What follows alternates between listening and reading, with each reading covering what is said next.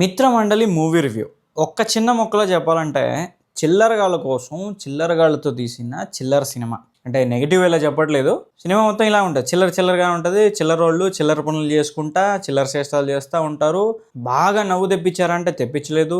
బాగా ఏమైనా ఎమోషన్స్ పండించారంటే లేదు. సినిమా బాగుందా లేదా చెప్పరా అంటే బాగానే ఉంది, ఓకే. ఇప్పుడు మీరు పనులన్నీ ఆపుకొని లేకపోతే అరే సినిమా రిలీజ్ అయింది, అరే చూడాలి అని అయితే వెళ్ళని అవసరం లేదు. ఖాళీగా పడుండి ఏం పని చేయడానికి లేక ఏం పని పాట లేదు అంటే మాత్రం సినిమాకి వెళ్ళండి, చూడండి, చూసి రావటం అంతే. అంతకుమించి మధ్యలో నవ్వులు ఏడుపులు ఏముండవు. ఈ సినిమాలు అందరిని ఇరిగిచ్చేసారు అన్నమాట. చిన్న కమెడియన్ నుంచి పెద్ద కమెడియన్ వరకు, అంటే జబర్దస్త్ వాళ్ళని వదిలేసి మిగతా వాళ్ళందరినీ మీరే అందరినీ ఏదో ఒక సీన్ లో అక్కడ ఒక సీన్ లో ఇరిగిచ్చేసారు. స్టోరీ ఏమైనా ఉందంటే స్టోరీ ఏమి లేదు. మనకి ఏమైనా సోషల్ మెసేజ్ ఇస్తారంటే సోషల్ మెసేజ్ ఏమి ఇవ్వరు. అసలు ఏంటి సినిమా ఏంటి అంటే ఒక నలుగురు చిల్లరోళ్ళ కథ అంతే. ఆ నలుగురు చిల్లరోళ్ళు పొద్దున్న లేచినప్పటి నుంచి సాయంత్రం దాకా ఏం చేస్తారు, వాళ్ళు ఏం చేశారు, ఆ సినిమాలో ఏం చూపించారు, అంతే మ్యాటర్. ఇంపార్టెంట్ క్యారెక్టర్ లో సత్య గారు కనిపిస్తారు. నాకు తెలిసి సత్య గారు యాక్ట్ చేసిన సినిమాలో నవ్వని సినిమా ఏదైనా ఉందంటే అది ఇదే అనిపించింది నాకు. ఫైనల్ గా చెప్పాలంటే నాకైతే మూవీ జస్ట్ యావరేజ్ అనిపించింది. అంటే మరీ ఎక్కువ నవ్వులేం లేవు కాబట్టి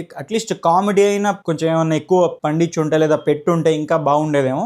ఈ మూవీకి ఇన్స్పిరేషన్ వచ్చేసి జాతిరత్నాలే. సో జాతిరత్నాల్లో ఎక్కువ కామెడీ ఉంటుంది, ఎక్కువ నవ్వుతాం మనం. ఈ సినిమాలో మాత్రం అది లేదు.